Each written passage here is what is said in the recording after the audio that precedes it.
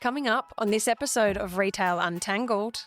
There really is no new normal. I think, we keep seeing year after year some other disruption or some other major shift in behavior or some other macro trend that really impacts consumers. And you really have to stay nimble. Welcome to Retail Untangled. My name is Amy Larter, and this is the podcast where we speak to retail industry experts and find out business hacks to help you succeed. You won't find these gems anywhere else, and we have some superb stories from the coalface, as well as helicopter insights from retail industry leaders. This week, we're bringing you insights live from Shop Talk Fall in Chicago. Today, we're hitting the ground running with RJ Hottovy, the head of analytical research at Placer.ai, a leading location intelligence platform. RJ, we've seen a lot of evolution in the post-pandemic retail landscape. The customer journey across online and bricks and mortar stores has shifted dramatically, and the picture looks different in each category. Given the conversations here at Shop Talk are all about building and growing efficient retail businesses, I thought we'd do a quick speed round so you can give us some data-driven insights into what retailers need to know to succeed. Welcome. Thank you very much. Thank you. Let's start with groceries. How have consumer habits shifted in this category? It's a great place to start just because I think out of all the categories in retail, perhaps we've seen the most change in consumer behavior in the grocery category itself. I think we can trace a lot of it back to, the big shock to the system we had during the COVID period. A lot of people shifting from bricks and mortar to online, and then shifting back to bricks and mortar when there was inconvenient pickup windows, delivery fees, all these other things that made it a little bit more prohibitive from online making online grocery purchases. At the same time, 2022, 2023, we saw inflation, particularly food at home inflation, really start to become a bigger factor in when consumers were making grocery purchases. And what we saw is that as inflation went up, consumers wanted to shop around to a wider number of locations to get the best deals. We're looking at our data. It was interesting. 2023 ended up being the year that a lot of consumers retrained themselves on, filling up their shopping basket. They're not necessarily buying more products. It's just they're shopping around a wider number of locations to find it. So last year they were going to Aldi for the first time. Maybe they were going to Trader Joe's. They were rediscovering grocery outlet. And then this year they've really kind of solidified that new routine. And we still see them shopping a wider number of locations, but they know where to get it. So we've got a situation where people are shopping a wider number of locations. Maybe, they're going to go to the grocery store, their traditional grocery store for certain things, but maybe go to a discount grocer for other things, maybe a dollar store for other things, maybe in convenience stores. And so we see this wider range of locations that they're shopping at. Now, what that's done is actually put downward pressure on the average spend per visit. They're buying less units per transaction. They're also spending less time in the store. We've seen dwell time come down, particularly year over year, as that routine has kind of kicked in for a lot of consumers. And so now you've got a situation where it's a very deal-driven consumer. They know what they want. They're spending less time in the store. So you as a retailer in this category also have to be aware that consumers are very focused on the deal. You have to break into that new routine that they've established in 2023. They're going to be spending less time in the store. So you have to get them right away with whatever kind of promotion or what new product you're launching.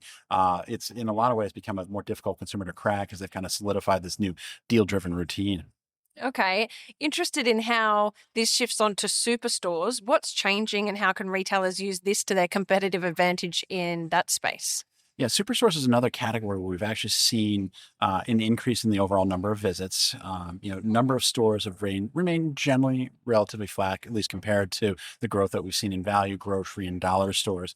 But this is another one where I think it's a good example for grocers to follow in terms of how to crack that audience. And, we started to see the rollbacks from Walmart and Target and Costco generally, pushing back on its vendors to keep pricing where it needed to be. And all of a sudden we started to see them start to claw back some of that lost visitation share that we'd seen to Aldi and others this past year. Really about, I would say, June, July was really, May, June, July was when the time frame we started to see a real shift to those superstores. And again, very price sensitive consumer. They saw those rollbacks, were really attracted by it.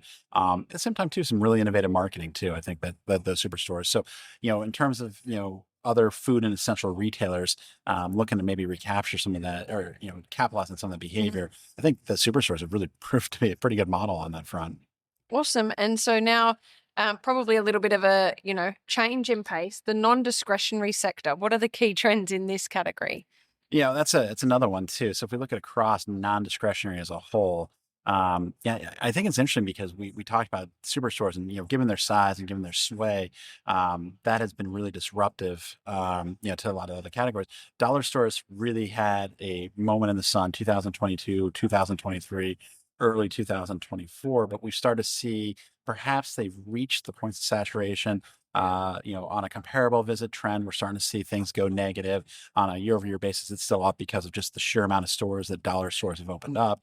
But that's been an area where I think it's going to get a lot more competitive. And I think really the other thing too is that, low prices aren't everything too. I think there's been underinvestment in some of these dollar stores and discount stores.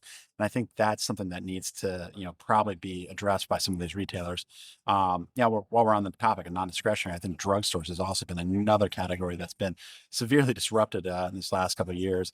A lot of these chains probably did overexpand. They probably had too many locations in certain markets. That's why we're starting to see a pullback and store closures across the drugstore space. But what's been interesting to us when we look at visitation trends, say, Walgreens or CVS closes a store in a certain market, maybe that market's seeing migration away, that population's smaller.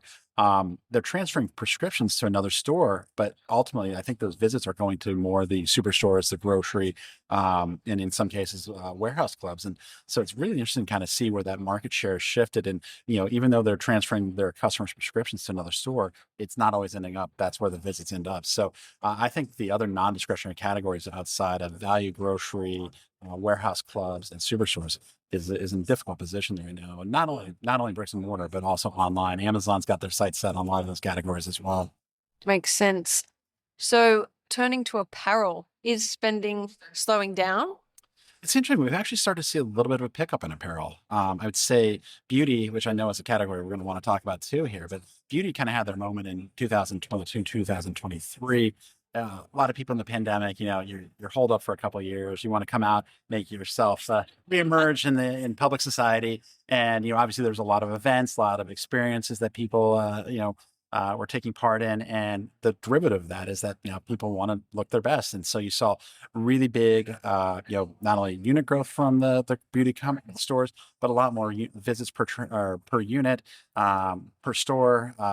They were seeing a much wider trade area, a lot of younger consumers coming in the beauty stores. And so I think that started to slow down, but all of a sudden now we kind of see that shift over to the apparel side of the business. And if you look at kind of the apparel overall, I would say it's, probably flat to slightly down, but it's the retailers that are kind of making, sell more unique, kind of differentiated apparel that are really kind of standing out. So like an Anthropology or Free People that allow you to kind of build your own identity with apparel. And those are the ones that are kind of standing out. So it's almost kind of like it shifted a bit from this idea that I want to use, the makeup, cosmetics, beauty products to differentiate myself. We're starting to see that in the apparel space. And so there also, I think, is an element too, a little bit of return to work and people wanting a new wardrobe as well. But, apparel's kind of, it's a situation where kind of how winners and losers are starting to emerge. And it's really the more idiosyncratic retailers that are kind of jumping out right now. Okay, and back to beauty. What has sort of changed in your perspective since the pandemic? Yeah, there's a lot of things. This is another category that's seen a lot of growth, a lot of disruption. Really, we've seen two players emerge above all, and I think that's pretty easy to figure out. It's Ulta and Sephora. They've done a great job, not only with their own brands, but they've also obviously had the partnerships with Target with Ulta and Sephora with Kohl's, obviously, and those have been major drivers of growth for both Target and Kohl's at this point. So that's been one major change is that they've kind of really had this successful store-in-store partnership with other brands, but we've started to see them introduce new services, new amenities within the store. That's been very powerful. Kind of shows that it's not just the product; it's got to be the experience. And I think they've done a tremendous job on that front as well. So I think that's been one of the big changes. They've also started to move a little bit further away from cities and kind of meet consumers where they were. We saw a lot of migration away from urban markets to suburban and rural, and I think they've done a good job meeting consumers where they want. We are starting to see a little bit of pullback right now. Visitation trends are starting to weaken on a year-over-year basis, but that's on top of such tremendous years, 2022. When they say, is that just getting back to par? They're going to be way ahead on a visit per location basis. They're going to be way ahead of where they were. That's that younger audience coming in that maybe, they hadn't attracted before. I think a lot of that, and credit where credit's deserved. I mean, a group like Ulta has done a wonderful job bringing in more diversity to their product mix, which is in turn brought in a much more diverse visitor base. And, I think they're a perfect example of what retailers are, if you're looking to diversify your customer base, it really starts with the product. I've done a good job. And it's amazing to see the trade area shift when you do launch those products and really matching their goals, going after a more African American, more Latino population. And they've done a fantastic job with it. Awesome. So final one, home furnishing, one that was undoubtedly big during COVID as well. Yep. It was in my house. How's that changed? You're exactly right. So we have this group of categories that, had a big pandemic period. You have home furnishing, home improvement, sporting goods, consumer electronics. People were making home offices, upgrading their house, doing different things with that. All those have really pulled back. And we saw that really was probably more of a 2021, 2022 scenario where visitation trends, there was a pull forward demand and then you saw normalization. And now we're in a situation where most of those are seeing year-over-year visitation declines. There's a couple things going on. We haven't really seen that replacement cycle. Most of those categories we talked about, there's a 3 to 7 year replacement cycle. We really haven't quite hit that. We're starting to see a little bit in the consumer electronics department, starting to see a little bit in the home improvement side, and we're starting to see a little bit in certain home furnishing categories like housewares. Part of that's too, we've seen events become a big driver for visits for holidays and events, and maybe you don't need a full furniture set for that, but maybe a houseware is something to do if you're going to be entertaining with people. So that's kind of one of those categories. But what is interesting about this too is that as visits have pulled back, and this is not just home furnishing, but really any of the more cyclical categories, we start to see them shrink the size of their stores, get really strong visitation trends on maybe half, even a third of the square footage that those stores had. So it's interesting to kind of see that they're driving just as many visits to these stores, much smaller square footage, and really kind of service it more in this hybrid, kind of showroom model where, people come in and see the merchandise, but ultimately make the purchase in the store, but delivered to the home. So it's been interesting to see. And I think we're going to continue to see this downward trend, this consolidation into movement towards smaller format stores across home furnishing, this kind of showroom effect. Okay. RJ, based on your insights across these categories, what's the one overarching takeaway for retailers adapting to this new look retail landscape? Yeah, I guess the best advice is that there really is no new normal. I think, we keep seeing year after year some other disruption or some other major shift in behavior or some other macro trend that really impacts consumers. And you really have to stay nimble. I think we're in an environment where, you have to move fast. You have to be willing to take some risks. But ultimately at the same time, there's a lot of data sources, Placer.ai and others that can help you out in terms of new real estate decisions, in terms of the calculus behind new stores has completely changed. The approach to marketing to your consumers has changed. We see it across so many different categories. The way you analyze and benchmark yourself against not only your direct peers but indirect peers, I think has changed so dramatically. And so I think in this environment that there's so much change taking place. You just need to be ready for it, and there's a lot of data out there that can help you out with it as well. A big thank you to RJ Hottovy from Placer.ai, and we hope you enjoyed this episode of Retail Untangled. To hear more insights as they land, feel free to like and subscribe wherever you listen to your podcasts.